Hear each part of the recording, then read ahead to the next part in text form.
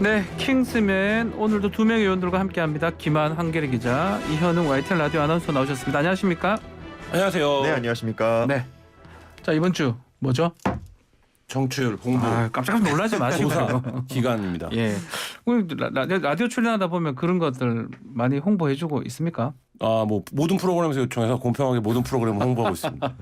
자, 이현웅 아나운서 프로그램 본인 프로그램 홍보하시고 있습니까? 열심히 하고 있죠. 몇 시죠? 예. 다시 한번 홍보. 10시 30분에 하는 슬기로운 라디오 생활이라는 프로그램이고요. 예. 예, 들으시면 유익한 정보들 많이 전해드리고 있습니다. 알겠습니다. 거기도 불러주시면 거기도 홍보해드리겠습니다. 아우, 감사합니다. 자, 10시 30분 YTN 라디오 이현웅 아나운서의 슬기로운 라디오 생활, 또 뉴스킹 박준입니다. 자, 7시 프로그램 2개 부탁드리고요. 자, 첫 번째 소식 이현웅 아나운서 뭡니까? 네, 첫 소식은 보이지 않는 탈출구라는 제목입니다. 윤석열 대통령의 국정수행 지지율이 내림세를 보이면서 결국 데드크로스가 나타났고요. 계속되는 하락세 속에서 윤 대통령의 국정 운영 능력이 떨어질 수 있다는 우려의 목소리가 점차 커지고 있습니다. 여기서 눈여겨볼 점은 중도층과 무당층에서의 지지율 하락을 넘어서 윤 대통령의 호의적이었던 고령층과 보수층 등을 비롯한 여러 연령대와 지지층에서 부정적 인식이 상승하고 있다는 점입니다. 네. 이를 두고 여론조사 기관과 전문가들 사이에서는 가볍게 보고 지나가서는 안 된다는 시각이 다수인데요. 특히 인사와 민생 경제에 있어서 부정적 요인이 커지면서 이에 대한 대안이 하루빨리 필요하다는 지적들 나오고 있습니다. 또한 대통령 해외 순방에 민간인 동행 논란이 커지면서 김건희 여사의 비선 논란도 부정적 요인의 변수로 작용하고 있습니다. 지난달 봉하마을 지인 동행에 이은 나토 순방 비선 보좌 논란은 윤 대통령 지지율 하락에 적지 않은 영향을 주고 있는데요. 이와 함께 여러 문제점에 적절하게 대응하지 못하고 있는 윤 대통령의 정제되지 않은 발언, 대통령실의 해명 또한 지지율을 끌어내리는 요인으로 거론되고 있습니다. 자, 민심이 등을 돌리는 이유. 우리 2부에서는 권은희 의원은 인사가 가장 큰 거 아니냐 이렇게 얘기를 하긴 하던데요. 자, 김한 기자. 뭐라고 봅니까? 뭐 여의도에서도 그렇고 여러 가지 측면에서 인사 문제가 가장 크게 지적이 되고 있는데요. 네. 이게 이제 크게 세 층으로 나뉩니다. 예. 하나는 오늘 송영길 공정거래위원장 사태에서 봤듯이 왜 자꾸 이렇게 검증에 실패하는 거냐. 검증 실패. 네, 예. 이 부분에 대한 지적이 있고요. 이 근데 검증을 누가 하는 거냐 보면 윤 대통령의 측근인 검사 출신들이 모두 이 검증 측근들이 라인을 하고 있습니다. 장악하고 예. 있습니다. 예. 그리고 송영길 위원장의 사례가 대표적인데 본인이 먼저 얘기를 했다는 거 아니에요. 나는 이런 문제가 있다. 이 부담스러울 거다라고 얘기를 했는데 그럼에도 불구하고 임명 강행이 됐단 말이죠. 네. 그러니까 이런 거를 놓고 보면 결국엔 이 검증 라인이 돌아가고 있는 거냐, 작동을 하는 거냐 이거에 대한 비판이 하나 있고요. 또 하나는 저는 이 부분이 결정하고 더 오히려 민심에 영향이 크다고 보는데 네. 아예 인사검증이 되지 않은 민간인들이 지금 대통령의 뭐 전용기를 탄다든지 여사를 수행한다든지 이런 문제인데 자꾸 대통령실은 문제가 없다고 하니까 아무 문제 없다는데. 예. 그러니까 이 부분이 겹치면서 결국 이 인사 문제라고 하는 게 어떤 단일하게 구성되어 있는 것이 아니라 어떤 여러 가지 층위의 문제들로 나눠져 있는데 이 모든 층위들에서 좀 부정적인 여론이 확산되고 있다고 보이고요. 네. 근데 사실 지금 국민들은 인사 문제는 지켜보는 거지만 경제 문제는 직접 피부에 와닿는 문제 아니겠습니까? 그렇죠. 근데 이 부분에 대해서 대통령이 얼마나 관심이 있고 사실 또 얼마나 뭐 정부가 준비가 되어 있는가 이 부분에 대해서도 굉장히 좀 회의감을 호소하는 여론이 있는 것 같습니다. 자, 이렇게 지지율이 떨어지는데 대통령은 의미 없다, 국민만 보고 가겠다. 요 발언, 이런 발언도 적잖하게 영향을 미칠 것 같긴 해요. 당연히 그렇죠. 예. 그러니까 이게 뭐 겸허하게 받아들이는 태도가 없다라는 지적, 태도 면에서는 있고 또 하나는 지금 대통령이 본인의 소신과 철학으로 뭔가를 이제 국정과제를 추진하는데 그 과정에서 어떤 반대에 부딪혀 있거나 이런 상황이 아니거든요. 그러니까 그런 상황이라면 사실 단기적인 뭐 여론의 흐름에 연연하지 않고 내가 중장기적인 비전이 이런 것이니 나는 소신껏 이걸 해나가겠다. 뭐 이런 상황이라면 이런 발언들이 받아들여질 수 있을 텐데 지금 그런 게 아니라 가장 기초적인 뭐 인사 문제라든지 물가 문제라든지 이런 데서 실패하는데 뭐 나는 의미가 없고 그런 지지율은 의미가 없고 네. 국민만 보고 간다 이런 발언이 얼마나 이제 호소력이 있을지 뭐 이 부분에서도 상당히 좀 비판적이죠. 좀 전에 얘기를 하겠지만 뭐 김건희 여사 뭐 비선이라고 해야 되나요 모르겠어요. 아니, 민간인 그냥 민간인 네. 민간인이 뭐 비행기 타고 막 이랬는데 그럼에도 논란이 되는데도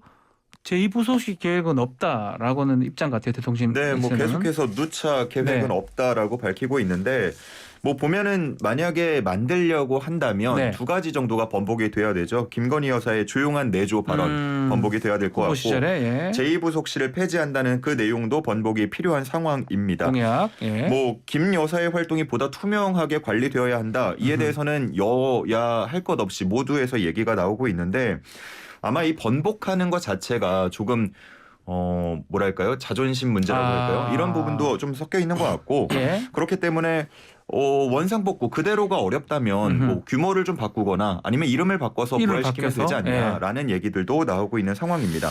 보면 뭐 봉하마을 논란 때만 만들었어도 이번에 나토에 문제 없었지 그런 않겠느냐라는 얘기도 뭐 있어요. 그런 해석도 나오고 예, 있는데 있어요. 예. 뭐 또 시간 지나서 나토 때만 만들었어도 뭐 이런 얘기가 계속 나올 수도 반복될 있지 가능성도 않겠습니까? 있어요. 예, 예. 예.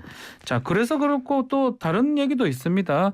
선임 행정관 자리에 대통령 6촌이 채용이 돼가지고 또 근데 그걸 해명을 또 동지다, 네. 동지라서 뽑았다 이런 식으로 또 해명을 했거든요. 이 부분은 또 어떻게 보십니까? 이게 전형적으로 뭐 현행 법규 위반이다 이런 지적을 하기에 앞서서 네. 그 내로남불이라고 하는 윤석열 대통령이 후보자 시절에 자주 썼던 말을 하지 않을 수 없는데요. 예를 들면 이런 발언을 했었습니다. 저 지난 정부에서는 민변 출신들이 도배를 했었다. 네. 근데 민변 출신과 대통령이 정치적 동지관계 아니겠습니까? 말하자면 네. 그 시각적으로 보면. 네. 근데 그걸 굉장히 강하게 불과 얼마 전에 비판을 했었단 말이죠. 근데 본인은 그냥 후보자 시절에 도와줬던 친인척을 두고 정치적 동지다. 그래서 임명하는데 문제가 없다.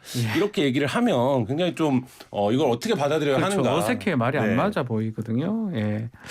사실 여러 가지 또 문제 중에 하나가 지금 가족 채용 제한 공무원 관련 규정이 보도에 따르면 삭제가 됐다고 하던데 뭐 법제처는 이게 이해충돌 제정에 맞추어서 정비하는 거로 했는데 공교롭게도 이게 까마귀 날짜 배 떨어진다고 봐야 되나요?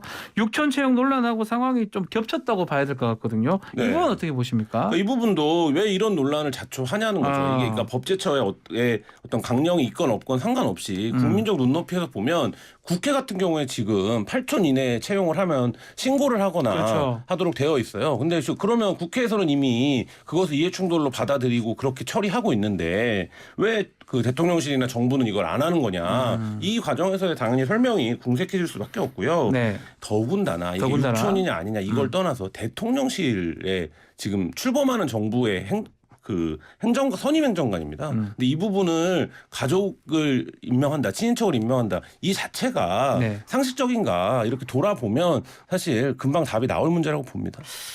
자, 하여튼 계속 인사, 뭐 뽑는 거 아니면 민간인 있는 거 뭐 그런 등등이 지금 계속 네. 똑같이 반복되고 있는데 자, 송홍열 공정거래위원장 본인이 이제 사퇴를 했는데 낙마 사오입니다. 네. 지금 말한 것처럼 검증도 좀 제대로 안 됐고 뭔가 본인이 밝혔는데도 그냥 뽑았다라는 거 등등 또 새로운 뭐가 있는가 뭐 이런 얘기인데 그건 아니라고 또 대통령실에서 밝힌 것 같고요. 인사 부담 상당히 클 것 같아요. 네, 그렇습니다. 그러니까 이게 지금 이 4명이 자진 사퇴 낙마를 했지만 청문회 없이 임명된 사람들까지 포함하면 굉장히 좀 비정상적인 구성이 지금 되어가고 있고 그 구성조차 안 끝나고 있는 상황인데 그러면 앞으로는 최소한 이 사람이 가장 베스트라고 생각을 해서 냈을 텐데 그러면 다른 인사들은 이 검증의 무대를 통과할 수 있느냐 이거가 또 하나 있고 또 한 가지는 애초에 공정거래위원장도 대통령실에서는 다른 사람을 원한다라는 이제 관측들이 있었어요. 근데 네. 그 분도 검사라서 너무 이제 검사 출신들이 요직을 장악하게 되니 부랴부랴 이제 다른 사람으로 지명을 했다 이런 얘기도 나오고 있는데 그러면 이제 이 부분을 해소할 수 있느냐 근본적으로 네. 라는 이제 의문이 들고요. 지금은 원구성이 안 되어 있어서 청문회 없이 임명된 분들이 있는데 사실 이거 굉장히 좀 비상식적인 임명이거든요. 네. 그러면 다음 장관을 아마 청문회를 해야 될 텐데 네. 이런 상황이 이렇게 되다 보니까 이제 점점 더 부담스러워질 수밖에 없는 그런 상황입니다. 자, 김주현 금융위원장 청문회 없이 임명을 제가 했다고 하거든요. 네. 이것도 청문회 안 하고 지금 임명한 그렇죠. 것 같아요. 네, 맞습니다. 여러 가지 문제가 될 것 같은데 일기 내각 구성 언제쯤 마무리가 될까요? 이게 이제 지켜보는 시선이 많이 좀 달라지고 있다라고도 느껴집니다. 네. 예전에는 그래도 빨리 이제 구성을 해서 민생도 챙기고 여러 가지 현안들을 처리해야 되지 않냐 이런 의견들 많았던 것 같은데 이런 인사 어떻게 보면은 여러 가지 논란들을 보면서 이게 시간 문제가 아닌 것 같다라는 시각들도 많아지는 것 같습니다. 네. 그래서 좀 문제 없는 인사가 진행이 됐으면 좋겠다라는 바람들 커지고 있는 것 같고요. 예. 말씀해주신 대로 청문회도 정상적으로 다 거치고 그렇게 임명이 되었으면 좋겠다는 의견들 커지고 있는 것 같습니다. 알겠습니다. 자, 이현웅 아나운서 두 번째 소식 전해주시죠. 네, 두 번째는 반복되는 국정원장 잔혹사입니다. 아하. 네, 최근 국가정보원이 전 정부 서훈, 박지원 전 국정원장을 고발했죠. 국정원은 지난 6일 탈북어민 북송 당시 합동조사를 강제 조기 종료시킨 혐의로 서 전 원장을, 또 서해 공무원 피격 사건 관련 첩보 보고서 등을 무단 삭제한 혐의로 박 전 원장을 고발했습니다. 네. 이를 두고 윤석열 정부가 문재인 정부 때리기에 나섰다는 해석이 지배적입니다. 하지만 일각에서는 새로운 관측도 제기됐는데요. 문재인 정부 국정원 개혁 당시 밀려났던 인사들이 이를 주도하여 보복을 하고 있다는 해석도 나왔습니다. 문 정부 당시 국정원 개혁을 하는 과정에서 물갈이가 단행된 바 있는데 서 전 원장은 취임 후 이명박 박근혜 정부 시절 논란이 됐던 국정원 관련 여러 사안을 조사해서 전 국정원장 4명과 간부 40여 명이 실형 선고를 받기도 했습니다. 네. 박 전 원장은 국내 정보부문 폐지와 국내 정치 개입 금지 등을 입법화하는 과정에서 국회에 협력하는 모습을 보이기도 했습니다. 박 전 원장은 지난해 8월 과거 불법 사찰과 정치 개입에 대해 대국민 사과를 하고 재발 방지를 선언했습니다. 이후에 정권이 바뀌고 윤 대통령이 김규현 국정원장을 임명한 뒤 국정원은 지난달 1급 부서장 27명을 대기 발령하고 고강도 내부 조사를 하고 있는데요. 이 과정에서 국정원이 서 전 원장과 박 전 원장을 고발하기 위한 근거를 찾은 것으로 풀이되고 있습니다. 자, 서훈 전 원장은 아직 입장 발표는 없지만 박 전 원장은 지금 거세게 반발하는 상황입니다. 어쨌든 간에 이 가운데 검찰이 수사 착수를 시작했습니다. 네, 사건이 이미 배당이 됐고요. 네. 수사가 시작이 됐습니다. 우리가 흔히 사정정국 얘기하는데 네. 그냥 기자 입장에서 사정정국이냐 아니냐를 판단하는 두 가지는 어떤 특정한 수사는 굉장히 빠르게 수사가 되고 예. 어떤 수사들은 수사가 안 되는 겁니다. 그럼 그렇죠. 이거는 어디서 뭐 힘이 개입이 됐더라도 누군가에 의해서 컨트롤이 되고 있다라는 얘기니까 이 수사가 털면 범죄가 나오느냐 안 나오느냐 이거 여부와 상관없이 네. 그러면 이게 뭔가 어떤 컨트롤에 의해서 수사가 통제되고 있구나라는 걸 느끼게 되는데 이게 이제 전형적으로 좀 그런 수사인 것 같아요. 권은희 의원도 우리 2부에서 그 얘기를 하더라고요. 컨트롤이 되냐 안 되냐. 네. 뭐 독자적으로 하는 거라면 사형정국 아니겠지만 위에 어떤 컨트롤되는 어떤 조직원이 사정 조사를 한다든지 하면 그게 사형정국 아니냐 이렇게 얘기를 하긴 하더라고요. 그러니까 이 부분에서 많은 일반 국민들 입장에서는 검찰이 지금 수사권 조정에서 수사권이 얼마 안 남아 있는데 9월까지죠. 네, 이게 네. 가장 시급한 수사인가? 뭐 이런 부분에 대해서는 판단들 다를 거예요. 근데 유독 지금 이 수사만 속도를 내고 있고 이 수사에서 뭐 대통령의 직간접적인 언급도 있었던 거를 네. 최근에 많은 국민들이 기억할 텐데 그렇다라고 하면 이 수사는 무엇인가 그 성격을 좀 생각해 볼 수 있지 않을까 싶습니다. 자, 대통령실 얘기를 했는데 중대국가범죄라고 해서 힘을 실어줬고 또 국정원, 군, 검찰 모두 지금 한 몸으로 움직이고 있는데 기소 어떻게 보십니까? 두 전직 원장들? 그러니까 한쪽에서는 대통령실이 중대국가 범죄라는 얘기를 한 것 자체가 네. 수사 가이드를 준 거냐 뭐 이런 이제 반발도 하고 있는데요. 이게 이제 검사일 때의 관점과 대통령이 됐을 때의 관점이 달라야 되는데 검사 시절에는 예를 들면 이거 뭔가 법을 위반한 게 있는 것 같은데라고 판단이 되면 이제 네.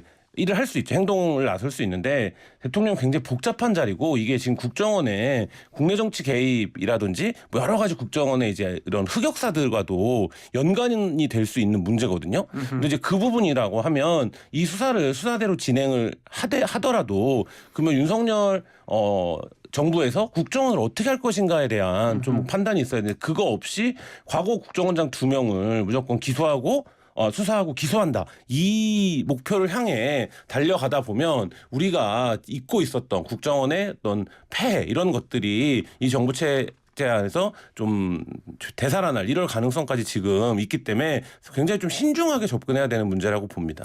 기소가 된다면 이 칼날 끝이 결국은 문재인 정부 청와대 핵심 관계자들 아니겠습니까? 뭐 지금 뭐 벌써 예. 그렇게 예단하기는 좀 이른데요. 그러니까 박 전 전 국정원장 같은 경우도 그거 삭제를 왜 하냐. 서버에 어차피 다 남아 다 있는 있을 거고 건데. 우리가 생산한 정보가 아닌데 우리가 삭제하는 게 무슨 의미가 있냐라는 항변하는데 그것도 이제 논리적으로 충분히 이해가 가는 설명인데 네. 그런데 그럼에도 불구하고 그게 위법이야 잘못이 있는 거야 라고 이제 한다면 결국에는 이게 이제 박 전 국정원장이 반발하고 있는 것처럼 이게 뭔가 정치적인 의도가 있는 수사가 아니었냐, 그럼 그 의도의 끝은 어디냐, 이렇게 이제 계속 논란이 확산될 수밖에 없는 그런 상황입니다. 알겠습니다. 자, 세 번째 소식 살펴보죠. 이것도 국민의힘 소식이네요. 예, 그렇습니다. 총성 없는 전쟁 시작이라는 제목인데요. 이준석 국민의힘 대표의 중징계 결정이 내려진 뒤에 국민의힘 당내 분위기는 어지러운 상황입니다. 이런 가운데 일부 중진 의원들이 잇따라서 공부 모임 가동을 알리면서 본격적인 당권 장악을 위한 움직임을 보이고 있는데요. 이 대표가 당원권 정지 6개월의 중징계를 받아서 대표직 유지가 불투명해진 상황에서 차기 당권 주자로 거론되는 의원들의 새 모으기 대결에 들어간 것 아니냐는 해석이 나오고 있습니다. 네. 그 중심에는 안철수, 김기현 의원 등이 대표적으로 꼽히고 있습니다. 안 의원은 12일 국회에서 첫 번째 토론 모임을 진행할 예정이고요. 그 다음 날이죠. 13일에는 김 의원의 공부 모임 혁신24 새로운 미래 두 번째 모임을 가질 것으로 보입니다. 이런 가운데 윤핵관으로 불리는 장제원 의원, 지난달 27일 미래혁신 포럼을 재개한 데 이어서 지난 9일에는 코로나19로 중단됐던 자신의 지역 조직 여원산악회 행사를 가진 것으로도 밝혀졌습니다. 예. 페이스북을 통해서 이러한 사실을 전했는데 장 의원이 오랜 기간 이어온 활동 중 하나죠. 여원산악회 행사가 재개가 됐고, 이런 재가동은 최근 자신과 오랜 기간 갈등을 빚어온 이준석 대표가 중징계를 받은 직후에 진행됐다는 점에서 주목을 받고 있습니다. 자, 이 얘기해야 될 것 네. 같아요.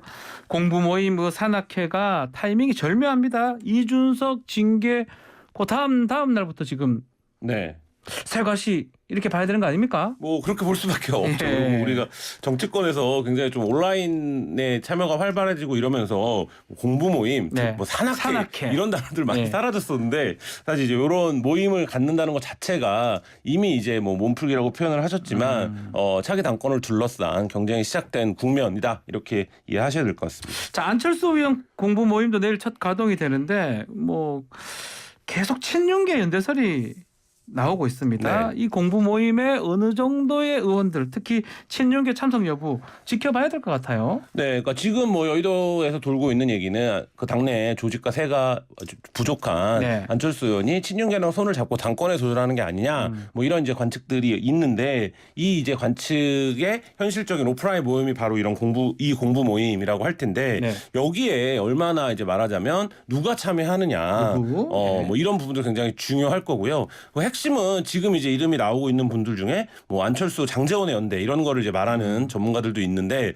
사실 이 부분에서도 이게 그렇게 읽을 수 있는 신호들이 이 공부 모임에서 보일 것이냐, 이런 것들도 관심을 모으고 있습니다. 그러니까 안철수 의원이 공부 모임 중에 김기현 공부 모임에 갈지, 산악회는 뭐 가진 않을 것 같고요. 달리기 하시는 분이기 때문에. 그러면 그게 주목받을 것 같아요. 다른 공부 모임에도 갈 수도 있는 거잖아요. 일단 장제원 의원이 주도한 그 지난달에 있었던 미래혁신 포럼에는 참석을 했었다 보니까 무슨 얘기는 하긴 했었죠. 예. 네, 뭐 그러니까 뭐 만약에 보답하는 의미에서 장제원 의원이 또 다시 와줄 네. 수도 있지 않을까, 뭐 그런 생각도 들고요. 그렇죠. 뭐 지켜봐야 될 부분 같습니다. 자, 앞으로 가장 눈에 띌 분은 장제원 의원 같아요. 네. 지금 여원 산악회도 지금 활동 개시했고 네. 역할 한번 예상해 볼까요? 장제원 의원의 역할을 예상하려면 오늘 국민의힘 하루를 지켜봐야 됩니다. 의원총회도 있고, 네, 의원총회도 있고, 뭐 예. 선수별 모임도 있고, 거기서 이제 말하자면 지금 권성동 그 직무대행 같은 네. 경우에는 어쩌면 6개월 후에 이준석 대표가 복귀할 수도 있을 것 같은 해석을 내놓고 있는데, 사고라고 했습니다. 네네. 네. 그러니까 이 부분에서 국민의힘 의원들이 동의를 얼마나 할 것이냐, 이걸 추인할 것이냐, 아니면 지금 현재 징계로 이미 대표직을 사라진 것으로 볼 것이냐, 이 부분에 따라서 많이 갈라질 것 같고요. 그러면 두 번째 스텝은 이거죠. 예를 들면 임기를 어떻게 볼 것이냐. 그래서 공천권이 있는 대표를 뽑을 것이냐 아니냐. 또 한 가지는 그러면 비대위를 갈 거냐. 그럼 비대위원장을 누가 할 거냐. 이렇게 이제 한 세 가지 정도 갈래가 있다고 보는데, 그 중에서 오늘 하루 국민의힘이 어떤 선택을 하느냐에 따라서 장제원 의원이 어떻게 활동을 할 수 있을지가 좀 전망이 될 수 있지 않을까 생각이 되는데, 네. 오늘 하루가 국민의힘에겐 그래서 굉장히 중요합니다. 긴 하루가 될 것 같습니다. 길고 중요한 하루가 될 것이다. 이준석 대표의 어떤 행보도 아마 주목이 될 것 같습니다. 자, 오늘 킹스맨 여기서 마무리를 하겠습니다.